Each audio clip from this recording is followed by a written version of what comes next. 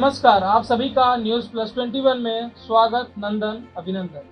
जमावड़ा news plus 21 का वह खास शो जहां जनता के विचार और सत्ता के दावेदारों से सवाल किए जाते हैं, लेकिन आज हमने इसमें कुछ परिवर्तन किया। आज बात होगी इस भारतवर्ष के उस महत्वपूर्ण विषय पर जिसको शायद हम चूकते जा रहे हैं, शिक्षा। आज हमारे साथ मौजूद हैं नागेश बंछोर जी, शिक्षाविद। सर, आपका बहुत बहुत स्वागत व अभिनंदन।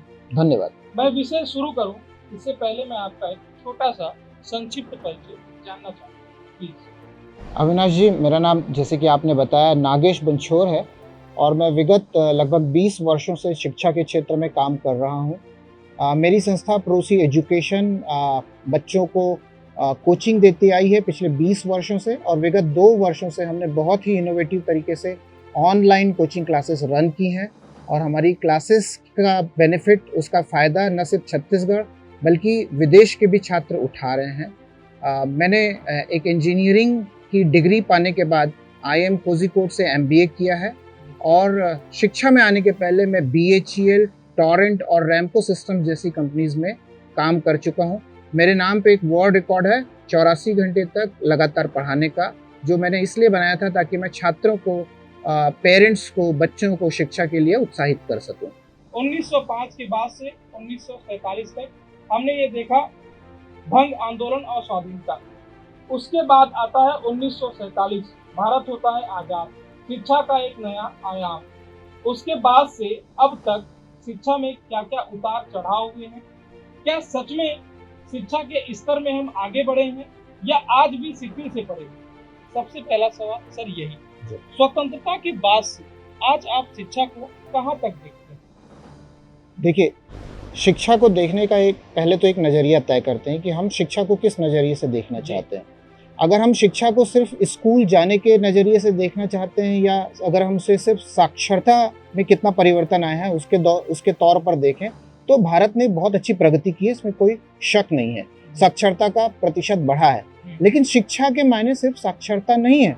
शिक्षा का जो एक असली मतलब होता है कि एक इंसान जो एक स्कूल जाता है, उसके बाद जो कॉलेज जाता है, उससे जो शिक्षा ग्रहण करता है, उससे वो अपने अंदर, अपने समाज के अंदर, अपने परिवार के अंदर कितने बदलाव ला पाता है, कितनी बेहतरी कर पाता है। और जब इसकी बात आती है तो मुझे लगता है कि भारतीय शिक्षा कहीं ना कहीं पे पिछड़ जाती है। उदाहरण के लिए, हम दुनिया के सबसे ज्यादा इंजीनियर्स बनाने वाले देश हैं, लेकिन सबसे ज्यादा अनएम्प्लॉयबल इंजीनियर्स, यानी कि ऐसे इंजीनियर्स जिन्हें नौकरी देना मुश्किल है, वो भी हिंदुस्तान ही बनाता है। तो ये बताता है कि हमें अपनी शिक्षा पे काफी काम करने की जरूरत है। और चर्चा को आगे बढ़ाते हैं, आपके सवालों से शायद हमें बड़े बड़े एजुकेशन जो पॉलिसीज हैं उसको हम लाते हैं, 56 में लाते हैं, 58 में लाते हैं, 89 में लाते हैं, 92 में लाते हैं। फिर शिक्षा को, पहले शिक्षा मंत्रालय को मानव संसाधन मंत्रालय, फिर मानव संसाधन मंत्रालय को फिर 2020 में बदलकर शिक्षा मंत्रालय किया जाता है। क्या सिर्फ शिक्षा राजनीति का ही खेल बनकर रह जाएगा कि इस पर भी कुछ इम्प्लीमेंट हो पाएगा? इससे कोई विरोध नहीं है कि शिक्षा के साथ राजनीति तो इस देश में काफ़ी हुई है। पहले जिस विभाग का नाम मानव संसाधन विकास मंत्रालय था, अब उसका नाम शिक्षा विभाग हो गया है। ना, किसी भी विभाग का नाम बदल देने से अगर शिक्षा बेहतर होती तो फिर तो क्या बात थी, हम नाम बदल देते और वो विभाग अच्छा हो जाता। लेकिन 2 साल पहले जो नई शिक्षा नीति, जिसके बारे में बहुत बढ़ चढ़कर घोषणा की गई थी, वो भी अभी अमल से काफी दूर दिखाई देती है। तो समस्या छात्रों की ये है, या शिक्षा व्यवस्था की समस्या ये है कि बातें करने में कोई कमी नहीं है, लेकिन जब उसके इम्प्लीमेंटेशन की, जब उसको लागू करने की बात आती है, तो वहाँ पे इच्छा शक्ति की कमी है। 2014 सरकार आती है भाजपा की, ये वही भाजपा की सरकार थी जो 89 के दौर में लगातार विरोध कर रही थी कि मानव संसाधन को शिक्षा मंत्रालय में बदला जाए। 2016 में टीम की गठन होती है। टीम के गठन में बुलाया जाता है इसरो से बड़े बड़े वैज्ञानिक। भारत के वैज्ञानिकों का सहारा नहीं लिया जाता है क्योंकि राजनीति इसमें भी थी। तार्किक तौर पर हम ये कह रहे थे कि भारत के वैज्ञानिक बहुत मजबूत हैं, लेकिन आंतरिक रूप से हम जान रहे थे कि हम बहुत कमजोर हैं। 2 लाख लोगों का सर्वे का टीम बैठाया जाता है, सुझाव लिया जाता है, शिक्षा की नई नीति लाई जाती है, लेकिन अब तक धरातल पर उसका कोई प्रभाव देखने को नहीं मिलता। क्यों ना की? सीधी सी बात है, लागू करने में जो इच्छा शक्ति चाहिए होती है वो इच्छा शक्ति कहीं ना कहीं पे कमतर दिखाई देती है। एक उदाहरण आपके सामने रखूंगा। बच्चे जो 12वीं के बाद इंजीनियरिंग की पढ़ाई करना चाहते हैं, उनका सपना होता है किसी आईआईटी में जाना और उसके लिए जेईई की परीक्षा होती है। सन 2020 में उस परीक्षा के तरीके में बदलाव किया गया। 2021 में उसमें जो पहले स्तर की परीक्षा होती है मेंस की, उसमें 4 बार परीक्षा लेने की घोषणा की गई। उसके कारण पूरा का पूरा एकेडमिक सत्र, जो बच्चों का सत्र होता है, वो पिछड़ गया। इस वर्ष फिर से घोषणा की गई है कि अब वापस फिर से 2 बार मेंस की परीक्षा होगी। तो छात्रों के ऊपर जो लगातार प्रयोग किए जा रहे हैं वो बहुत ही उसके दूरगामी नकारात्मक परिणाम मुझे लगता है होंगे। और सबसे पहले तो जरूरत है कि हम बातें करना बंद करें और हम जो भी पॉलिसी बना चुके हैं, नई शिक्षा नीति, इसमें तो कोई दो राय नहीं है कि बहुत ही अच्छी बन पड़ी है। अब उसके क्रियान्वयन का समय आ गया है। तो पूरी इच्छा शक्ति के साथ सरकार, शिक्षाविद, यूनिवर्सिटीज, कॉलेज, स्कूल सब भिड़े और इस शिक्षा नीति को लागू करें। 2020 में शिक्षा नीति आती है, 22 चल रहा है जी। इतना वक्त, अगर कहीं चुनाव होते हैं तो राजनीतिक पार्टियां उसको 3 महीने के अंदर सब कुछ करा लेती हैं, क्योंकि उनको सत्ता की कुर्सी पर बैठना है। लेकिन इस सत्ता के इर्द गिर्द घूमने वाले वो तमाम स्टूडेंट्स जिन्होंने इस लोकतंत्र को बचा के रखा है, उनके लिए कुछ नहीं किया जाता।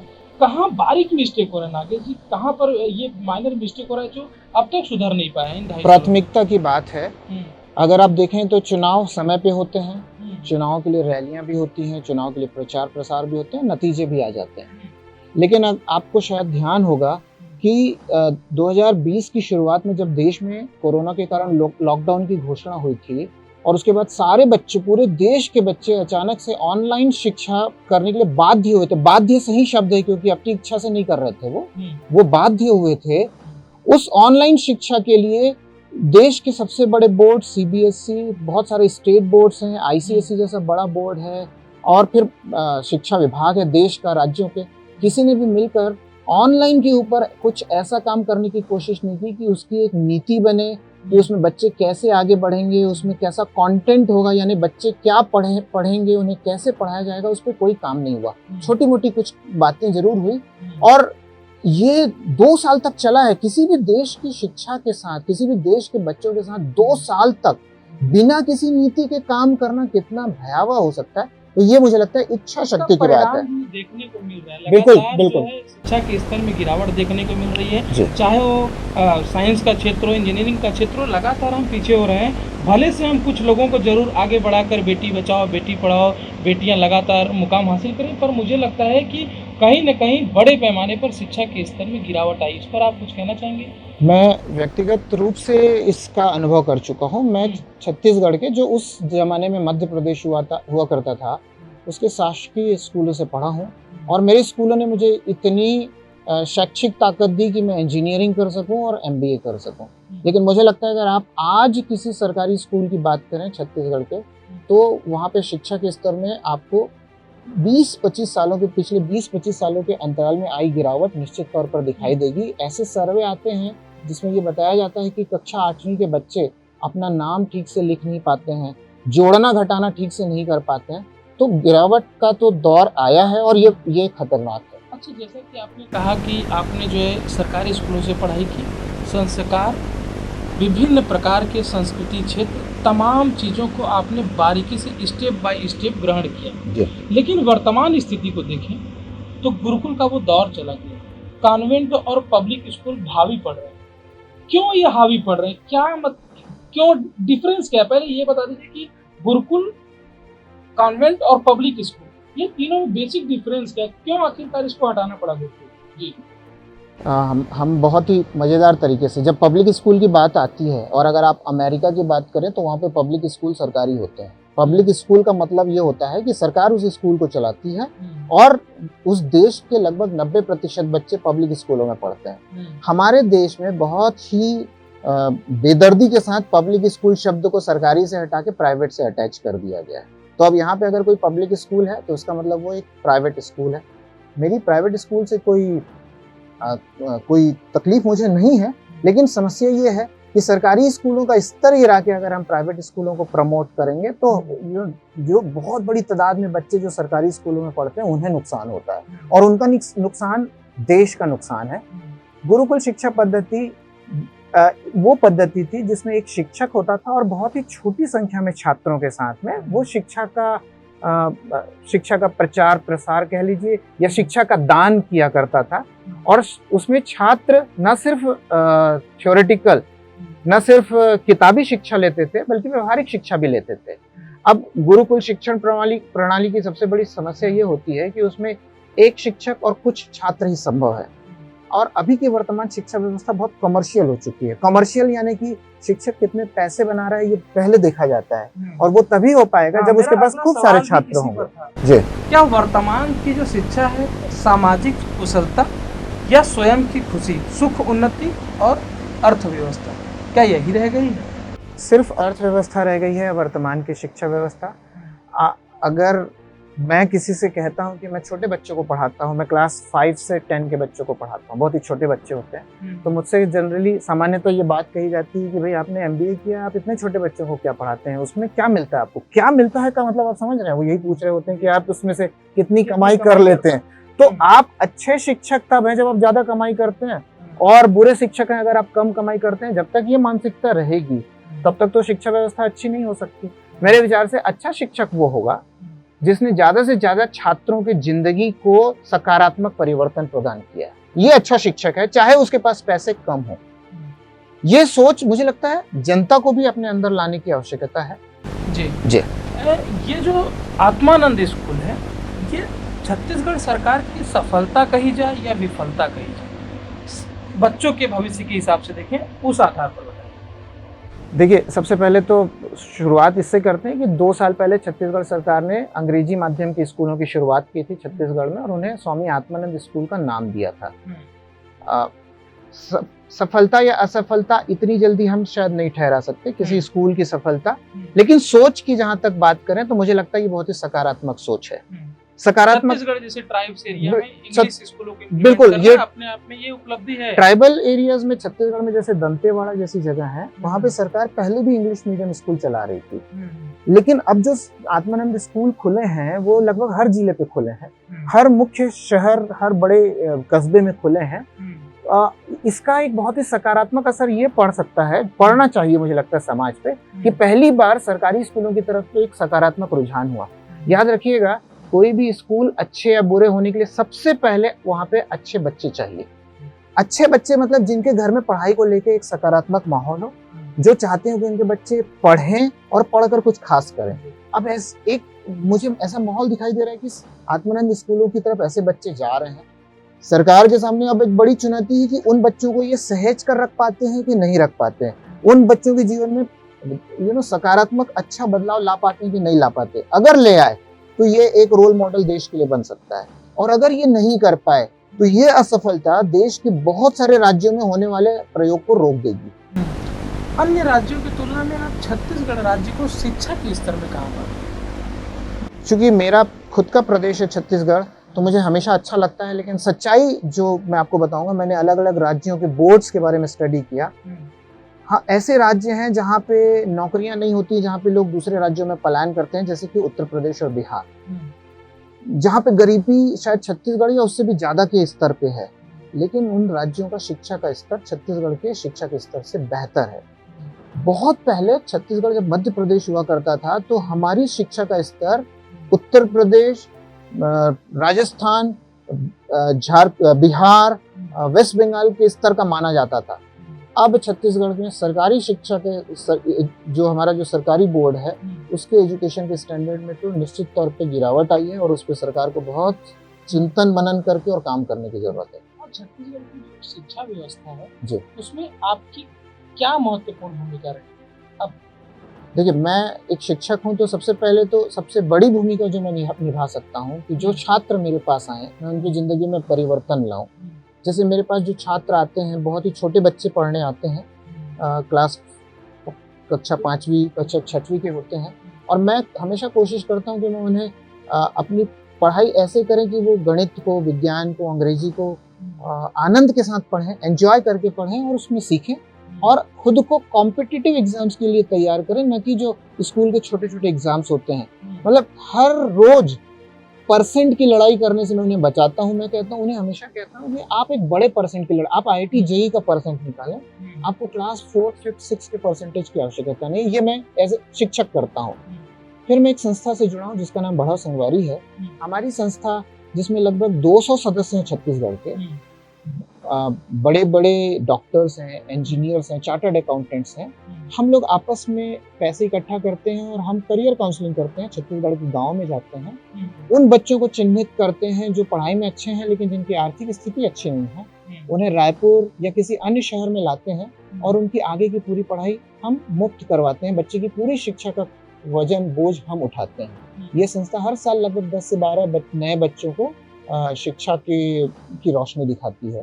तो ये हमारा एक समाज सेवा का प्रयास है। कोई बच्चा जो है, हमारे पास ऐसे बच्चे हैं जो इंजीनियर बन चुके हैं। हमारे पास ऐसे बच्चे हैं जो खैरागढ़ कला और संगीत महाविद्यालय में पढ़ रहे हैं, वहाँ पे बहुत अच्छे कर रहे हैं। हमारे पास ऐसे बच्चे हैं जो PSC की तैयारी कर रहे हैं। हमारे पास ऐसे बच्चे हैं जो सरकारी नौकरियां पा चुके हैं। और जब हम बच्चों को पढ़ाने लाते हैं तो हम उनके ऊपर कोई कंडीशन या कोई शर्त नहीं रखते। हम कहते हैं आपकी इच्छा अगर BSc करने की तो आप BSc करें, आपकी इच्छा अगर इंजीनियरिंग करनी की तो आप इंजीनियरिंग करें। ये हमारी संस्था की बहुत बड़ी व्यापक सोच दर्शाता है कि हम किसी पढ़ाई के लिए बाध्य नहीं करते। हम कहते हैं आपको जो पढ़ना है, आपने जिसमें भी पढ़ाई करने की इच्छा है, जो आपका इंटरेस्ट है, आप वो करें, हम आपकी पूरी मदद करेंगे और बच्चे सफल होते हैं। एग्ज़ाम जो होते हैं उसमें खास करके इन 2-4 सालों में देखा कि बच्चों में काफ़ी दिक्कतों का सामना करना पड़ रहा है।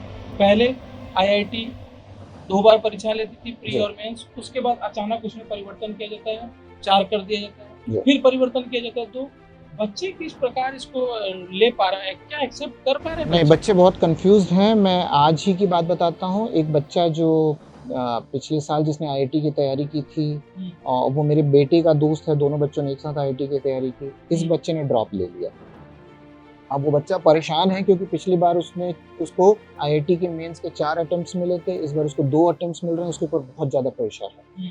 तो हमें हमारी नीतियाँ निर्धारित करते समय सोचना चाहिए कि हमारी नीतियाँ, शिक्षा से संबंधित नीतियाँ थोड़ी दूरगामी हो, तेजी से चेंज ना करें, तेजी से बदलाव ना करें, हर वर्ष उसमें बदलाव ना करें, तो छात्रों पे बहुत सकारात्मक प्रभाव पड़ेगा, वरना छात्रों पे दबाव बढ़ेगा जिसका नुकसान होगा। एक सवाल पूछना चाहूँगा, व्यक्तिगत है, अगर आप देना चाहें इसका जवाब तो। ये सवाल है कि आप शिक्षा से जुड़े हुए हैं, शिक्षा को बहुत बारीकी से समझते हैं, वर्ल्ड रिकॉर्ड भी आपने बनाया। आपने अपने बच्चे को सरकारी स्कूल में क्यों नहीं पढ़ाया? क्या उसके कुछ प्रमुख कारण थे, या आप सरकारी स्कूलों की जो शिक्षा व्यवस्था थी उससे आप एक्सेप्ट नहीं कर पा रहे थे आपकी बच्चा मेरा यहाँ तैयार नहीं हो पाएगा शायद? देखिए, सबसे पहले तो मैंने खुद सरकारी स्कूलों से पढ़ाई की, तो मुझे सरकारी स्कूलों से कोई विरोध नहीं है।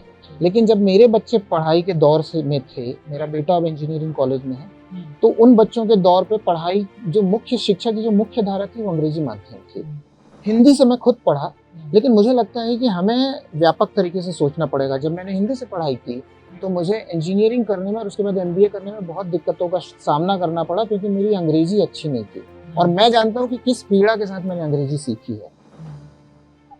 इन बच्चों को आगे चल के हो सकता है अमेरिका में काम करना हो सकता है इंग्लैंड में काम करना हो सकता है हिंदुस्तान की किसी बड़ी रिसर्च एजेंसी में काम करना हो। अंग्रेजी का ज्ञान है बहुत आवश्यक है। तो मैंने अपने बच्चों को सरकारी स्कूल में नहीं पढ़ाया, लेकिन स्वामी आत्मानंद स्कूल खुलने के बाद मैंने पिछले वर्ष और उसके पिछले वर्ष अपनी बिटिया, जो कि अब इस साल 9वीं में आ चुकी है, उसके लिए 8वीं में और 9वीं में दोनों क्लास में एडमिशन के लिए प्रयास किया, उसे एडमिशन नहीं मिला। इस बार वो 10वीं में है, मैं फिर से प्रयास करूंगा। अगर मेरी बच्ची का एडमिशन हो जाता है तो मैं उसे सरकारी स्कूल में पढ़ाऊंगा। मैं चाहूंगा कि वो वहां से पढ़े और सफल हो।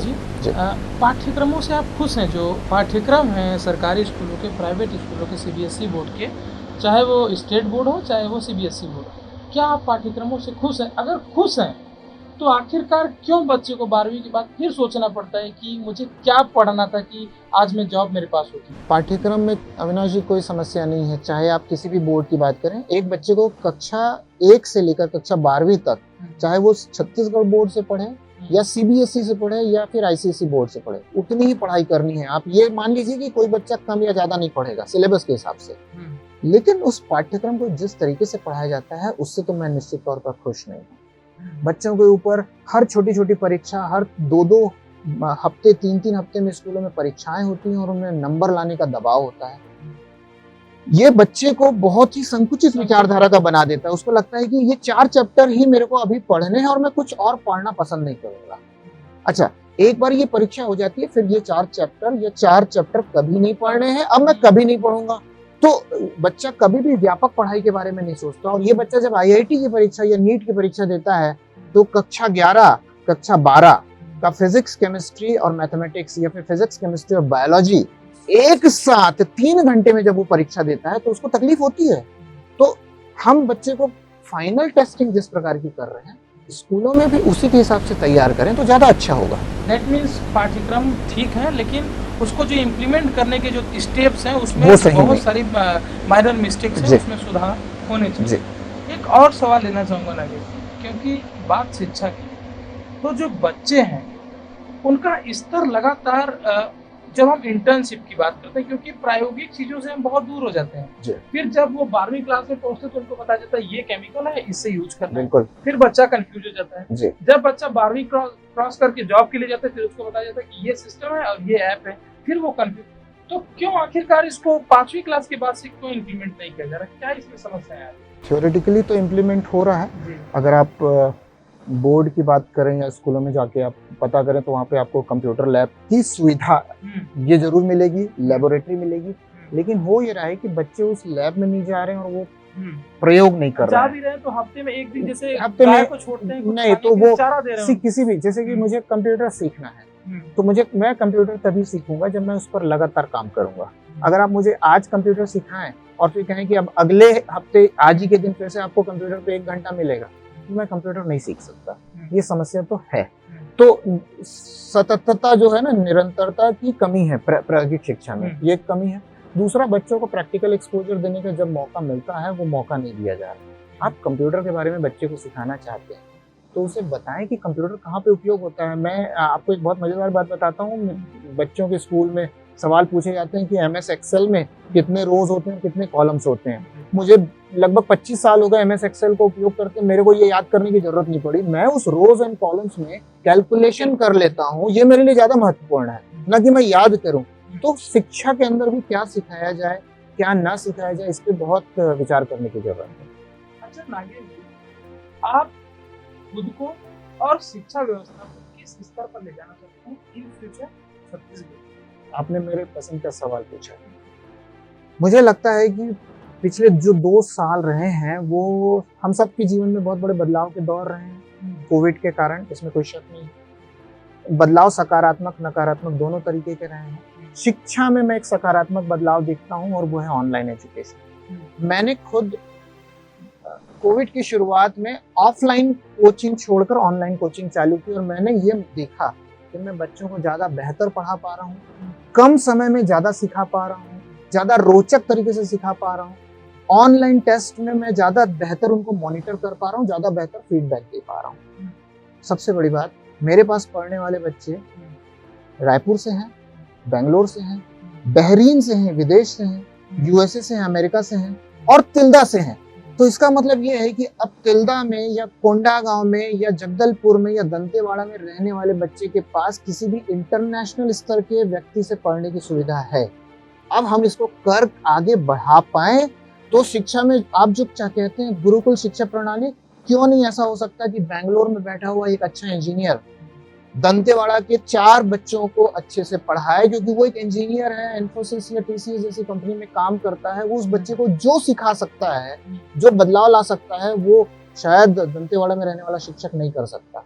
तो गुरुकुल शिक्षा अगर हमें चाहिए, वो पद्धति चाहिए, तो क्यों ना ऑनलाइन के माध्यम से किया जाए। तो मुझे लगता है ये मैं इस पर काम भी कर रहा हूँ और मुझे लगता है दुनिया इससे बदली जा सकती है। ठीक है नागेश जी, क्योंकि समय की थोड़ी कमी है, इस कारण एक सवाल और लूँगा मैं ये जानना चाहता हूँ, लगातार अभिभावक ये कहते हैं कि मेरा बच्चा बिगड़ जा रहा है, अच्छी शिक्षा नहीं मिल पा रही है। कहाँ कमी है? क्या अभिभावक समय नहीं दे पा रहे हैं, या अभिभावक सिर्फ व्यस्त का बहाना बता रहे हैं, या बच्चे को आधुनिकरण में लिप्त करने की जगह पुरानी संस्कृतियों को खो दे रहे हैं? कहाँ पर दिक्कत हो रही है? जैसे हम हमेशा कहते हैं कि एक अभिभावक को पता नहीं होता उसे कैसा बच्चा मिलेगा, ये किस्मत की बात होती है। वैसे ही बच्चे को भी पता नहीं होता उसे कैसे अभिभावक मिलेंगे, वो भी किस्मत की बात होती है। और जब समस्या की बात करें बच्चों की, तो मुझे लगता है कि समस्या की ज़्यादातर केसेस में, ज़्यादातर मामलों में समस्या की जड़ अभिभावक में होती है। पहली समस्या अभिभावक से शुरू होती है और फिर वो बच्चे तक जाती है। आपको एक उदाहरण देता हूँ। जंगल में जब शेरनी शिकार करना सिखाती है अपने बच्चे को, तो वो खुद सिखाती है, वो कोई ट्यूटर नहीं रखती उसके लिए, उसे स्कूल नहीं भेजती। हम सोचते हैं कि हमने एक अच्छे स्कूल में अपने बच्चे का एडमिशन करा दिया, शाम को बच्चा एक अच्छी कोचिंग चला जाता है, अब हमारी अभिभावक के रूप में जिम्मेदारी खत्म हो जाती है। जिम्मेदारी खत्म नहीं होती है अभिभावक की। अभिभावक को बच्चे के साथ लगातार रहना पड़ेगा। अगर आप अपने बच्चे को बहुत अच्छा बनाना चाहते हैं, तो आपको बच्चे के साथ जुड़े रहना पड़ेगा। इससे बच्चे के साथ आपका भावनात्मक जुड़ाव भी बढ़ेगा। बच्चे की पढ़ाई पे आप लगातार ध्यान रख पाएंगे तो वो भटक नहीं पाएगा, उसकी गलती करने की संभावनाएं कम होंगी। तो अभिभावकों ने आजकल जिम्मेदारियां बांट ली है। पिताजी कहते हैं कि मैं पैसे कमाता हूँ, मम्मी कहती है कि मैं शिक्षा देखती हूँ। आप ऐसे बच्चों के मामले में आप ऐसी जिम्मेदारियां नहीं बांट सकते। मैं बहुत कंफ्यूज होता हूँ कि यही पेरेंट्स पहले स्टूडेंट होते हैं जी, तो फिर ये इनमें इतना परिवर्तन कैसे हो जाता है? इसका जवाब क्योंकि इसकी कोई ट्रेनिंग नहीं होती है। दुर्भाग्य ये है कि अभिभावक बनने की कोई ट्रेनिंग नहीं होती है। लोग अपने चारों तरफ से देखते हैं, सुनते हैं और सीखते हैं। मैंने एक ऐसे अभिभावक को देखा है जिन्होंने अपने बच्चे से नाराज थे क्योंकि पिछले साल 96% लाने वाला बच्चा इस बार 91% लाया। मैं अगर उस बच्चे का पेरेंट होता तो मैं खुश होता। मैं कहता इसके अलावा तूने और क्या सीखा, बस मुझे ये बता दे। और अगर मुझे बच्चा बताता कि मैंने इसके अलावा 5 और किताबें पढ़ी है तो मुझे लगता है बहुत अच्छा है। 91-96% से कोई अंतर नहीं पड़ता अगर तूने कुछ और भी सीखा है। तो ये ट्रेनिंग लेकिन अभिभावकों की नहीं हो रही है, ये मैंने अपने अनुभव से सीखा है। तो मुझे लगता है कि किसी न किसी रूप में अभिभावकों की ट्रेनिंग की जरूरत है। जितना बच्चे का ट्रेनिंग उससे ज्यादा ट्रेनिंग खुद शायद 8 घंटे की, आपस में बैठ के बिल्कुल 8 घंटे की शायद जरूरत नहीं है, लेकिन ट्रेनिंग की जरूरत है। वो बेचारे अनट्रेन्ड हैं और वो कुछ भी प्रयोग करते हैं अपने बच्चों के साथ में, बहुत खतरनाक प्रयोग करते हैं। चलिए सर, बहुत बहुत शुक्रिया आपका। आप शिक्षाविद के रूप में आज हमारे साथ मौजूद थे। बारीकी से आपने सभी जानकारियाँ दी, इसके लिए मैं आपका बहुत बहुत शुक्रगुजार रहूँगा। इन्हीं रामचरितमानस के 2 पंक्तियों के साथ आपको छोड़ जाता हूँ। गुरु पितु मातु महेश भवानी प्रणमहु दीन बंधु दिन। बहुत बहुत शुक्रिया।